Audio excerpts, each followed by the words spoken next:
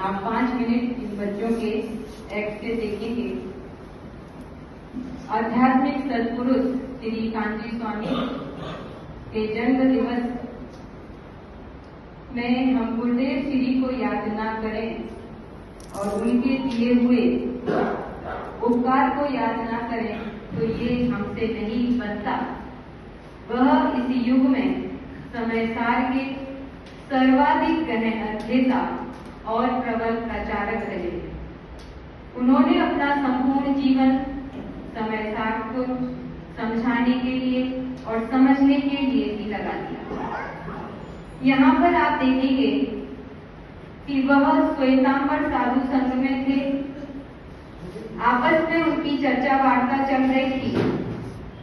उस चर्चा वार्ता में ही उनका दृष्टिकोण क्या था और उनके जो साथ में साधु थे उनका दृष्टिकोण क्या था। अन्य साधु उनसे देखिए क्या बात करते हैं। क्यों कांजी, कितना भी कठोर तप कर लो, आचरण कर लो, पर भगवान के ज्ञान में तो हमारे अनंत भव आए होंगे, तो वो तो अनंत ही रहेंगे ना। उसमें से तो हम एक भव भी कम नहीं कर सकते। तो गुरुदेव श्री क्या बोलते हैं, अरे केवली भगवान के ज्ञान में जो आया वह तो सत्य ही है, पर उनके ज्ञान में पुरुषार्थी के अनंत भव नहीं दिखते। जो सम्यक पुरुषार्थ करता है उसके अनंत भव होते ही नहीं। तो फिर अच्छा एक बात बताओ, मैंने आज स्वप्न में देखा कि पूरा आकाश शास्त्रों से भरा है। जहां देखो वहां ही ग्रंथ, जहां देखो वहां ही ग्रंथ।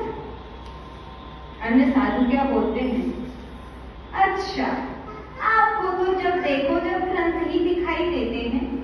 हो सकता है आपकी प्रेरणा से कोई मंदिर निर्माण होने वाला हो, कोई आगम का बहुत प्रचार प्रसार होने वाला हो, पर आपकी बातों में कोई दम नहीं है। मेरा तो पात्रा धोना है मुझे और मैं जाता हूँ। अरे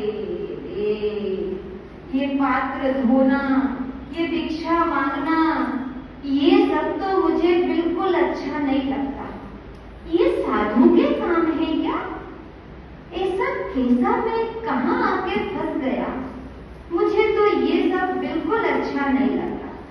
तो अन्य साधु बोलते हैं, तो ढूंढ लो ना बिना पात्र का गुरु, तो ढूंढ लो ना बिना वस्त्र का गुरु, खोज लो ना, इतना ही है तो। बात तो तुम सही कहते हो, सच है, धर्म तो इसमें नहीं है।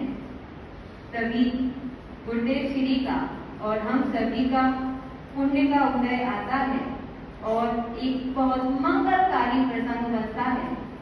दामोदर सेठ समय सारची ग्रंथ लेकर गुरुदेव श्री के पास पहुंचते हैं और उन्हें प्रणाम करते हैं और कहते हैं, महाराज साहब, ये समय सारची ग्रंथ लाया सामने जैसे,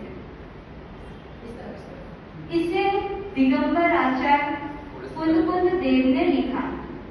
इसमें क्या है मेरी समझ में तो नहीं आ रहा। आपका ज्ञान सूक्ष्म है इसलिए आपके पास लाया। ठीक है। गुरुदेव श्री ग्रंथ पाकर जैसे सारी निधि ही मिल गई हो। अहो, यह तो अशरीरी होने का शास्त्र है। अब मुझे मेरा मार्ग मिल गया।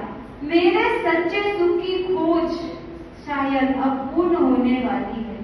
वाह क्या ग्रंथ है, वाह इसने तो मेरा ही सुंदर स्वरूप बताया है। मुझे तो इन बातों की खबर ही नहीं थी, मुझे तो इन बातों की खबर ही नहीं थी। धन्य धन्य वह घड़ी हुई जब समय सार तुमने पाया। समय सार के सार को जन जन तक है पहुंचाया, जन जन तक है पहुंचाया। बोलिए आचार्य कुंद देव की, समय सार की ग्रंथार की राज की।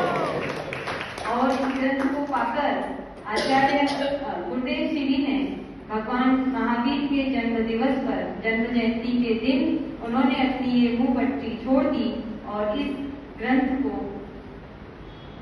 को क्या अपने जीवन को सफल किया।